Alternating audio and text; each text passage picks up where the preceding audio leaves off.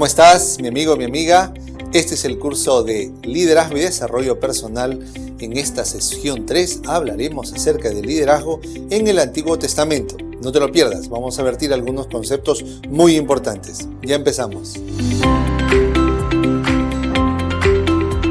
Hola, ¿cómo estás? Nuevamente contigo en esta tercera sesión del curso de Liderazgo en el Antiguo Testamento. Es la sesión de hoy. Vamos a hablar un poquito de estos personajes. Vamos a hablar primero sobre Adán y Eva. ¿Te acuerdas de Adán y Eva, no? Que fueron creados por Dios, comieron el fruto prohibido, salieron. Bueno, Adán fue creado para ser un líder y a nivel bio, psico, socio, eco, espiritual era perfecto. No sabemos qué pasó, pues en qué momento él decide cambiar su naturaleza o cómo es que cambió su naturaleza con la decisión del pecado. Bueno, lo que nosotros aprendemos del liderazgo de Adán es que las decisiones que tomemos traen consecuencias, ni modo. Escrito está, Dios no puede ser burlado, todo lo que el hombre sembrare, eso también segará. Ahora, lo que nos hereda Adán es una suerte de no solamente consecuencias, sino tendencias, una tendencia hacia el mal, una tendencia hacia ser mal pensado, hacia esperar lo peor de la gente, es una tendencia así. Entonces luchamos contra eso, tratamos de ser positivos, tratamos de ser esperanzadores, tratamos de ser personas animosas, sin embargo vamos contra la naturaleza normal. Naturalmente hay muchas personas que les nace ser positivas y hay otras personas que tienen que luchar contra su naturaleza negativa. Como quiera que sea, Adán nos enseña que las decisiones traen consecuencias. Primera cuestión, no te olvides, las decisiones siempre, absolutamente van a traer consecuencias. Luego tenemos otro liderazgo, el liderazgo de Caín y Abel. ¿Cómo se manifestó esto? O sea, que Caín fue el líder. Claro que fue un líder. Fue un gran líder Caín, pero fue un líder para el mal. Es decir, Dios decía cómo debían hacerse las cosas y a él no le importaba, ¿no? Yo voy a hacer lo que yo quiera, como me dé la gana, así como yo quiera hacer, así se va a hacer. Esa era la tendencia del liderazgo de Caín. La consecuencia es que pues mató a su hermano. Cuando nosotros salimos y vamos en contra de la ética, en contra de la moral, entonces ahí tenemos problemas. ¿Qué diferencia hay entre ética y moral? Y esto por favor anótalo bien. La ética es particular, la moral es plural. ¿Qué significa eso? Por ejemplo, una persona que viene de la sierra, ¿no? En la sierra, tú sabes, en las alturas del Perú, hay unos lugares que se llama la Jalca, y ahí, o la Puna, y ahí también hay pues chacras. Y de chacra a chacra hay linderos, y esos linderos se hacen con pircas. ¿Qué son las pircas? Las pircas son como unos muros de piedra cuya argamasa es el barro. Entonces, cuando uno está caminando por la altura y dan ganas de, pues, las ganas naturales de miccionar, pues la persona normal se acerca a la pirca y micciona. Eso para ellos es moral, ¿ok? Y la ética corresponde a la moral, es decir, la conducta de la persona ética corresponde a la moral de la población, porque como ahí no hay baños públicos, pues ellos se van a la pirca. Pero ¿qué pasa si esta persona viene a Lima o a la capital del lugar donde te encuentres? ¿Qué va a pasar? Pues tienen ganas de miccionar, se acerca a la pirca, es decir, se acerca a la pared de algún edificio y entonces micciona. Y ahí viene la gente, le grita, le habla, viene la policía, quiere decir que cometió una conducta inmoral. ¿Quién marca que es moral y que es inmoral? La población, es decir, el centro urbano o el grupo de personas. Eso es moral. La moral entonces es marcada por la población, mientras que la ética es personal. Normalmente la ética va alineada con la moral y esto significa que pues una persona vive pues en función de su pueblo. Cuando una persona tiene principios éticos en contra de la población, entonces ahí decide esa persona no ser inmoral, sino decide ser amoral. ¿Qué significa eso? Que la persona decide comportarse de tal manera que aunque no está de acuerdo a la moral del pueblo, tampoco no quiere quebrantar su propio código ético. Va contracorriente, pero ese ir contracorriente no necesariamente es malo desde una perspectiva superior a la moral del pueblo. Simplemente no es moral. Por ejemplo, en el pueblo todos celebran comiendo puerco y la persona esta, nuestro amigo que llega de visita, es vegetariano. Entonces, ¿qué dice? Para la gente, para el pueblo es inmoral que él no coma puerco, mientras que para él es amoral no comer puerco. Significa más bien un principio ético ser vegetariano. Entonces, para él es moral su conducta, para el pueblo es inmoral. Por lo tanto, estamos frente a una conducta amoral. ¿Me dejo entender? Ahora, ser vegetariano por sí mismo no es malo, es bueno. Entonces, son varias cosas que tenemos que tener en cuenta. Cuando tú te quieres volver un líder transnacional, tienes que ser transcultural, es decir, aprender a respetar la cultura de las demás poblaciones, que son diferentes a la tuya.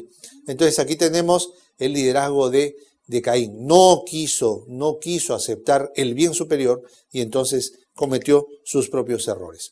Años después, los descendientes de Caín se vuelven tan fuertes que es más popular ser malo que bueno. Y ahí entonces aparece la figura de Noé. Noé, quien representa un liderazgo solitario, un liderazgo que por 120 años estuvo predicando, construyendo el arca, llamando al arrepentimiento a la gente. Muchos le hicieron caso, pero como demoraba tanto en llegar el diluvio, se desanimaron. Ahí nos enseña algo Noé, la perseverancia. Mira, hay algo que en liderazgo conocemos.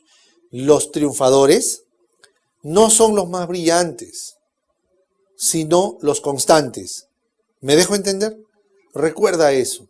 No necesariamente los triunfadores son los más brillantes, sino los constantes. Y eso tú lo puedes ver en el liderazgo mundial, ¿sí? Cuando las personas tienen una idea firme, una idea buena, y la sacan adelante constantemente, pues eso es un sinónimo de triunfo. Luego tenemos el liderazgo de Abraham. ¿Cuál fue el liderazgo de Abraham? El liderazgo de Abraham fue un liderazgo de fe. Es decir, ¿qué es la fe? La certeza de lo que se espera, la convicción de lo que no se ve. Es un liderazgo de dependencia de Dios. Dependencia de Dios. Claro, Dios no va a hacer lo que tú puedas hacer. Dios no va a llenar los libros contables por ti.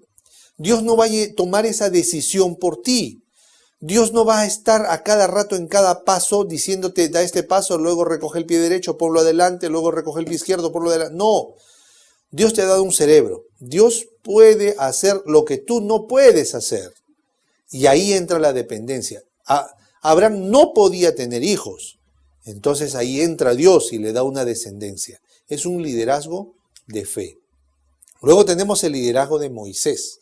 ¿Y en qué consistió el liderazgo de Moisés?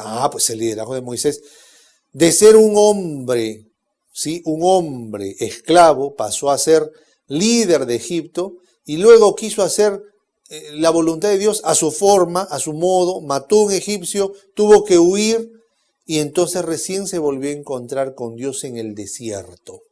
Y una vez que él buscó y encontró a Dios, entonces allí Dios lo formó para ser el libertador de un pueblo. Entonces, ¿cuál es el liderazgo de Moisés? Moisés tuvo una gran cosa. Él escuchó, es un líder que se dejó aconsejar. Se dejó aconsejar por su suegro Jetro. Cuando Jetro le dice, vas a organizar al pueblo con un líder de 100, un líder de 1000, un líder de 10.000. Entonces los problemas van a ir, el mínimo, la persona única va a ir a su líder de 100. Si este no lo puede resolver, el líder de 100 llevará el caso al líder de 1000. Y si esto no lo puede resolver, lo llevará al líder de 10.000. Y si este no puede, recién los casos más difíciles te los traerán a ti. ¿Ven? Es un sistema de organización. ¿Y qué dijo Moisés? No, yo voy a hacer lo que yo quiera, mi idea es la que vale. No, el líder tiene que aprender a escuchar consejos, aprender a decir gracias. Porque si alguien viene a una supervisión y te dice, por favor, recomendamos que haga, y tú dices, sí, ya lo he hecho. Sí, acabo de hacerlo. Sí, lo he hecho. Sí, ya justo lo he pensado. Sí. Entonces, eres perfecto, pues. ¿Para qué viene la supervisión? Si eres perfecto. Cuando alguien te da un consejo, guarda silencio y di gracias. Muchas gracias, señor gerente. Muchas gracias, jefe. Muchas gracias, señor supervisor. Valoro el consejo. Vamos a instrumentalizarlo. Vamos a operativizarlo. Quedas bien. A que estar diciendo, sí, ya lo había pensado. Sí, ya lo estoy haciendo. Sí, como defendiéndote. La gente no está en tu contra. No todo el mundo está en tu contra. Entonces no tienes por qué estar viviendo la defensiva. Luego tenemos a Esther. Esther, una lideresa del pueblo de Israel, una mujer hermosa que fue escogida por el rey Asuero, también conocido por Jerjes, y un día, cuando Amán quiso destruir al pueblo de Israel, ella tuvo que quebrantar una ley del rey. Nadie podía venir en presencia del rey sin ser llamado, sin ser llamada, y ella se atrevió. Le dijo, si muero, que muera, pero yo tengo que hablar con el rey. Y se acercó a hablar con el rey, y fue una maravilla porque Dios utilizó ese esfuerzo. Entonces, Esther nos enseña algo, que hay que tomar riesgos, ¿ok? Pero riesgos de fe. Eso es otra cuestión de liderazgo. Recuerda, los líderes, si quieres ser líder, tienes que estar dispuesto y dispuesta a ser como el árbol que lleva frutos. Se le tira más piedra. Al árbol que lleva fruto se le tira más piedra. Por eso no todo el mundo quiere y puede ser líder. Hay gente que vive soñando con ser líder, pero nunca hace lo suficiente como para dar el paso del liderazgo. Y bueno, ya tenemos aquí el liderazgo de los jueces, el liderazgo de los reyes, el liderazgo de los profetas de Israel. Todos ellos fueron hombres y mujeres de fe, constantes, perseverantes, arriesgados. ¿Tú crees que fue fácil para este profeta decirle a David que estaba en pecado si David era el rey?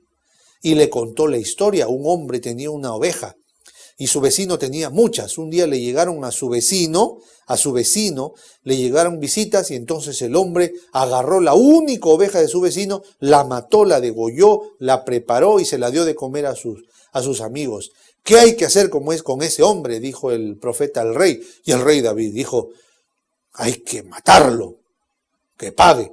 Y entonces el profeta lo miró de frente con valor, con riesgo, y le dijo, tú eres ese hombre, porque tú teniendo más de una esposa, has tomado la esposa de tu compatriota Urías Eteo. Tú eres ese hombre. Entonces David se sorprendió. David pudo haberlo matado al profeta para que se calle la boca, pero no, él era un líder fuerte, pero un líder espiritual. ¿Ok? Hay líderes fuertes que son espirituales. Atrévete a ser uno de ellos. Aprende las lecciones del Antiguo Testamento. Ya sabes, si tienes alguna consulta, puedes entrar a la plataforma Patmos y dejar tu consulta, tu duda y también todo lo que quieras preguntar. Estamos para servirte. Dios te bendiga y nos vemos la siguiente sesión.